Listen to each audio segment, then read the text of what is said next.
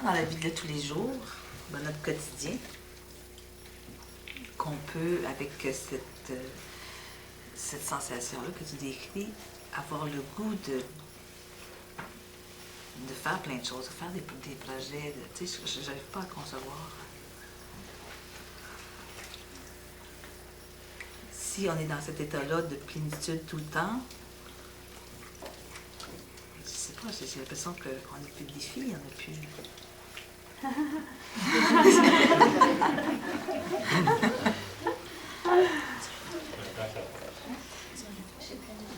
C'est difficile à comprendre de cette perspective parce qu'on imagine que la vie en fait est basée sur l'ambition et la compétition. Si on n'a plus de challenge, alors qu'est-ce qu'on ferait alors? On va juste rester chez soi, devenir un légume, quelque chose comme ça. Mais c'est pas le cas du tout en fait. La vie sans ambition, c'est merveilleux. Hein, parce que du coup, comme vous n'avez plus d'ambition, en fait, vous pouvez tout faire. Et vous faites rien pour essayer de démontrer votre valeur, en fait. Parce qu'en dessous de l'ambition et en dessous du challenge, de la compétition et tout ça, il y a toujours un désir de démontrer sa valeur, en fait, de prouver qu'on vaut quelque chose. Mais c'est horrible de prouver qu'on vaut quelque chose, parce que ça veut dire qu'on peut échouer ou réussir. Et ça veut dire aussi que notre valeur va dépendre constamment de ce qu'on fait. Ce qui est une croyance très ancrée dans la société, c'est que en général, si notre boulot, si on pense que notre boulot nous définit, eh bien on peut se sentir mal à l'aise de faire tel boulot ou super fier de faire tel boulot, mais on ne se sent pas vraiment heureux nécessairement. On croit juste qu'on est défini par notre boulot, par l'argent qui est sur notre compte en banque, par les gens qu'on fréquente. Et en fait, c'est pas le cas du tout, mais c'est ça, sur base de ça que la société est construite en général, sur base de j'ai pas de valeur et ce que je fais, c'est ma valeur. Ce que je fais est devenu ce que je suis. Et c'est pas vrai. On est tellement plus que ça. Même le plus grand CEO, comment on appelle ça, le plus grand boss des entreprises, eh ben, c'est encore trop limité, quoi. Comment on l'appelle, Rothschild ou je sais pas quoi, tous ces grands qui ont plein d'argent, c'est encore tellement limité pour ce qu'on est.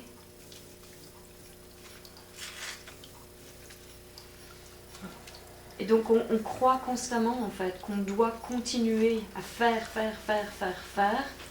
parce que c'est la seule façon qu'on imagine qu'on peut se démarquer, c'est-à-dire se faire voir, c'est-à-dire croire en nous, c'est-à-dire en définitive nous aimer. On cherche à travers toutes ces expériences simplement à s'aimer, à être aimé, à se reconnaître, à reconnaître notre valeur, à sentir que la vie est cool. Bien, tout ça, t'arrêtes un moment.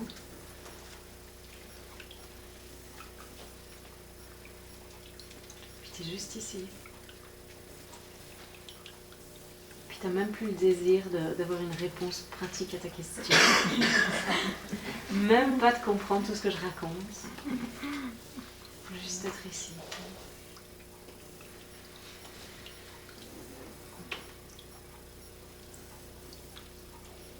Est-ce que c'est pas ça le bonheur? Oui, merci. Et de ça, en fait, c'est ça le truc, c'est que de ça, tu vas sentir, en fait, ce que j'invite vraiment tout le monde, en fait, c'est que de cet espace, en fait, on se remet en contact, du coup, avec le véritable mouvement de la vie en nous. Pas celui basé sur des conditionnements et des croyances, le véritable mouvement de la vie en nous, c'est-à-dire ce qui nous habite du plus profond de notre être, c'est-à-dire les rêves géants qu'on avait quand on était des petits enfants et qu'on savait, parce que quand on était enfant, on était comme ça en fait, et on savait qu'on pouvait conquérir le monde. Eh bien, ces rêves-là, en fait, ça vit toujours en vous et ça vous appelle toujours à vous reconnaître dans cette illimité que nous sommes. Et donc, plus, en fait, tu te reposes dans ce bonheur déjà qui est là, et plus tu vas sentir que toute cette inspiration va venir. Ça va être impossible à contenir, en fait. C'est pour ça que je ris tout le temps. Ou souvent. Parce que il n'y a même pas de raison. J'étais dans la voiture et puis je riais. Et puis il y a Laurent qui me dit c'est différent de la Belgique. Je sais pas, je me ris même pas pour ça, j'ai pas de pensée par rapport à ça, j'ai juste l'impression que c'est une expérience comme si Dieu venait me chatouiller le cœur avec une plume. Puis c'est comme je peux pas le retenir, en fait, ça rit. C'est trop marrant, mais il n'y a aucune raison particulière, en fait. Et ça, c'est accessible à tout le monde. Je ne suis pas différente de personne d'autre, en fait. C'est notre véritable nature. Le rire naturel, le rire sans raison, c'est ce qu'on est, en fait. On n'est pas venu ici pour avoir la vie dure. On est venu ici pour s'amuser. On est venu ici pour être heureux. On est venu ici pour faire des expériences. Et chaque expérience difficile qu'on vit, chaque expérience de contraste qu'on vit, nous permet en fait à chaque instant de redéfinir encore davantage ce qu'on veut véritablement dans notre vie. C'est pas une erreur, c'est pas qu'on a mal fait quelque chose. Quand on se rend compte, quand on vit une expérience difficile, on se rend compte, mais moi j'ai pas envie de ça dans ma vie. Au même moment, on sait ce qu'on veut. Au même moment où on sait ce qu'on ne veut plus dans notre vie, on vient en contact avec ce qu'on veut véritablement. Et si on s'ouvre à ça, eh bien on sent... si on s'ouvre à ça et qu'on croit ses croyances, qu'on croit toutes les pensées qui vont venir, oui mais, ce qui arrive en général, et ça, oui mais t'as pas d'argent, oui mais y a personne qui pourrait t'aider, oui mais t'as pas les compétences, oui mais, alors c'est foutu. Parce que oui mais c'est se couper du mouvement de la vie. C'est oui mais, croire le oui mais, c'est croire à notre limititude. Comment on dit ça? Notre limitation. C'était sympa, limititude. Et croire à notre limititude, eh ben, c'est comme si dans l'instant on choisit la mort, en fait. C'est aussi fort que ça. Et c'est pour ça qu'on fait des dépressions. C'est pour ça qu'il y a des gens qui se suicident. C'est pour ça qu'on tombe malade. Parce que tout ça, en fait, c'est des symptômes qui viennent nous montrer qu'on s'est coupé du mouvement de la vie à l'intérieur de nous. Qu'on s'est cru limité et qu'on n'a pas reconnu l'illimité qu'on est. Dans cette reconnaissance de cette illimité, dans le fait de reprendre contact avec le mouvement de la vie en nous, avec ce qui se vit au plus profond de notre être, et d'oser le vivre pleinement, oser ne pas savoir, faire un pas après l'autre, juste dire « Ok, ça je veux vivre dans ma vie ». Et vous pouvez ne pas savoir comment ça va se passer, mais le fait de vous reconnaître dans cette illimité, dans cet absolu qu'on est, tout va vous venir en fait. L'inspiration, c'est à chaque fois que vous arrêtez tout et vous revenez ici. Vous allez avoir des idées. Vous pouvez vous retrouver dans une merde totale, pour utiliser un beau mot, dans votre vie, que c'est vraiment les moments les plus durs de votre vie. Et au lieu d'essayer de résoudre tous les problèmes comme vous l'avez toujours fait dans le passé, et d'essayer de vous en sortir, décidez juste de tout arrêter pendant un instant. Et que ce dont je vous parle, c'est la chose la plus importante qui soit. Vous sentez qu'il y a quelque chose qui pétille en vous quand je parle. Il y a quelque chose, il y a un mot, il y a une sensation, il y a quelque chose dont je vous ai parlé qui résonne profondément en vous. Et vous décidez d'appliquer ça en fait. Parce que si ça résonne en vous, c'est simplement que l'être que vous êtes se reconnaît à travers ça et vous appelle à vous reconnaître à travers ça. Et au travers de ça, eh bien vous revenez ici, non-stop. Et puis vous écoutez en fait, vous vous écoutez vous-même, parce que vous allez avoir de l'inspiration, vous allez avoir des idées quant à comment faire pour régler la situation. Vous allez, penser à, je contacterais bien telle personne, je ferais bien ci, je ferais bien là. Mais au lieu de venir d'un espace de peur et de limitation et de déconnexion de vous-même, ça va venir de l'inspiration, ça va venir du plus profond de votre être, ça va venir de vous reconnaître dans cette illimité que vous êtes. Et ça va complètement changer la donne. Vous seriez bien surpris comment même les gens en face de vous, en fait, changent quand vous vous reconnaissez dans l'illimité. Parce que vous avez tellement envie de partager cette joie de vivre et ce bonheur avec tout le monde que vous n'avez plus envie de voir personne et vous ne voyez plus personne dans ces limitations. Vous les voyez de la même façon que vous vous reconnaissez vous-même. Et ça, c'est l'amour inconditionnel. C'est pas croire que les autres sont petits et limités, croire qu'ils ont des problèmes et essayer de les aider à résoudre leurs problèmes. C'est reconnaître la véritable nature de chacun, c'est voir que nous sommes tous la source, nous sommes tous l'absolu, nous sommes tous l'illimité. Et nous avons tous la même capacité, la même possibilité, le même pouvoir à chaque instant de tout arrêter et de nous reconnaître là-dedans.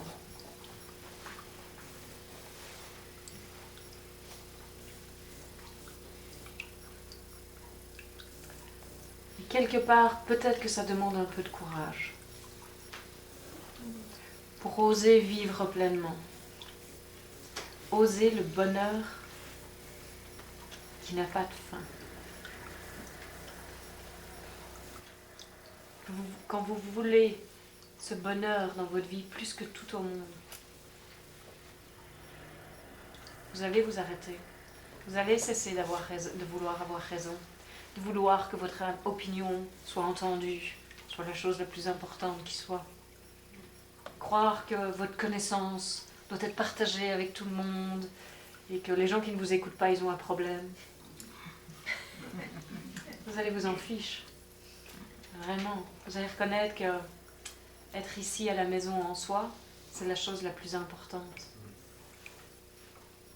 Et ça ne veut pas dire que vous n'allez pas partager ce que vous pensez. Mais si les autres n'écoutent pas aussi, c'est pas important. Ce qui est important, c'est que vous partagiez votre joie. C'est que vous partagiez ce qui vous habite. Il n'y a pas à avoir d'attente par rapport à comment les gens, les autres, le monde va recevoir ça. Croire que le monde n'est pas prêt pour ça, c'est se limiter de nouveau. Le monde, il vous a attendu depuis toujours. Il a attendu depuis toujours que vous exprimiez dans la plénitude de ce que vous êtes. Le monde vous a attendu depuis toujours pour que vous vous reconnaissiez dans cette illimité et que vous rayonnez ça partout. Pas vrai que le monde n'est pas prêt. Le monde, c'est vous. Vous faites du monde ce que vous voulez qu'il soit. Gandhi disait « Soyez le changement que vous voulez voir dans le monde ». Ça commence toujours par soi. Ça ne sert à rien d'aller d'aller essayer d'aider les gens en Afrique, en Haïti, en machin, en bazar, et de se sentir limité dans sa vie. Changez tout ici, et vous verrez que ça changera partout. Ça ne veut pas dire que vous n'allez pas, si vous sentez que vous avez la joie d'aller partager ça là-bas, dans ces pays-là, que vous n'allez pas de nouveau faire la même chose. Bien sûr. Ça ne veut pas dire plus jamais prendre d'action. Ça veut dire que l'action, ça commence ici. Ça commence ici, dans la simplicité de tout ce dont je vous parle. Arrêtez tout, revenez ici, et vivez pleinement votre vie. Sans limite. Il n'y a pas un de vos rêves qui n'est pas accessible. Il n'y en a pas un. Pas un. Quand vous y croyez, quand vous donnez la première place dans votre vie, pas les enfants, pas le mari, pas l'épouse, pas le boss, pas ce qui vous a défini depuis toujours, pas être une mère, non, la première place dans votre vie, vous, la vérité de ce que vous êtes. Quand vous vous donnez la première place dans votre vie, vous voyez que le monde entier vous reflète tout l'amour que vous vous donnez en fait, tout l'amour que vous vous reconnaissez. Le véritable amour et le seul amour de votre vie, c'est vous-même. C'est aucun de vos conjoints, de vos enfants, de vos parents, c'est vous-même.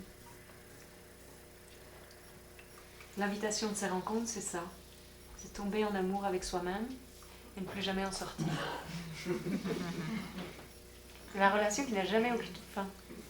Personne qui peut vous larguer, il n'y a personne qui peut vous abandonner. C'est fini tout ça. Quand vous tombez en amour avec vous-même, vous vous rendez compte que vous n'avez besoin de rien ni de personne. Pas dans le sens, ouais, moi je sais tout faire, j'ai besoin de rien, j'ai besoin de personne, il y a de super indépendant, super fort. Non, pas ça. Dans cette ouverture, en fait, dans cette totale inclusion de tout, mais dans cette reconnaissance que votre force, c'est la reconnaissance de ce que vous êtes.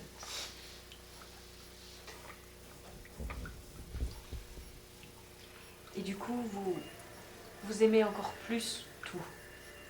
Parce que dans le fait de vous reconnaître en tant que le seul amour de votre vie, en fait, vous ne vivez plus que l'amour. Partout.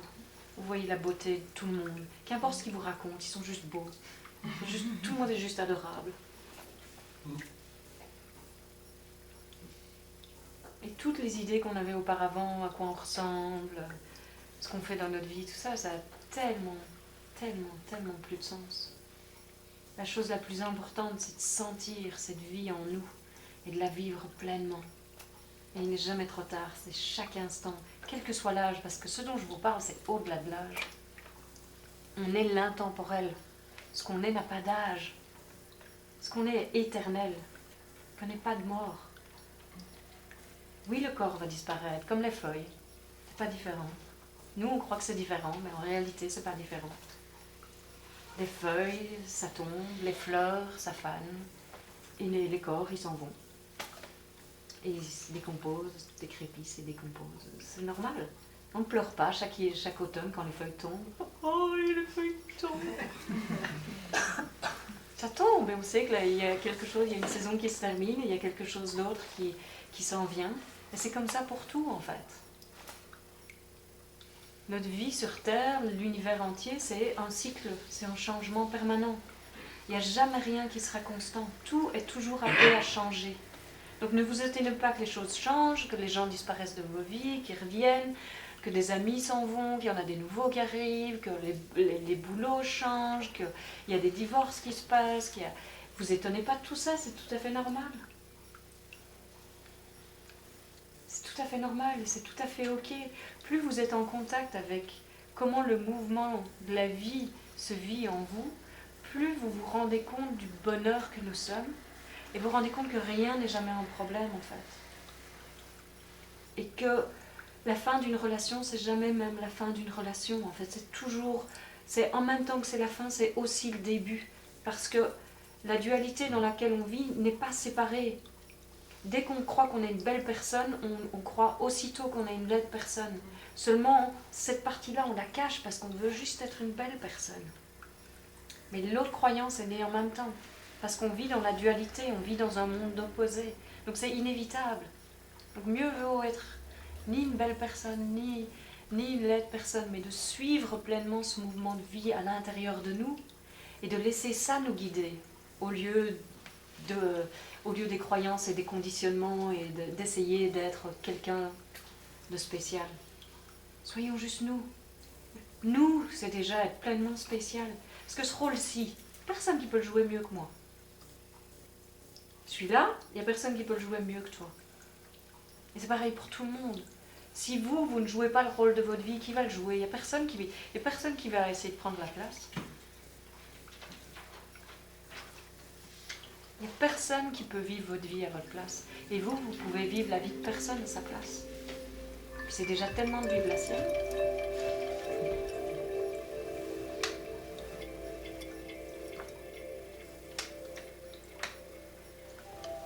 Ça répond à ta question? Oui, merci.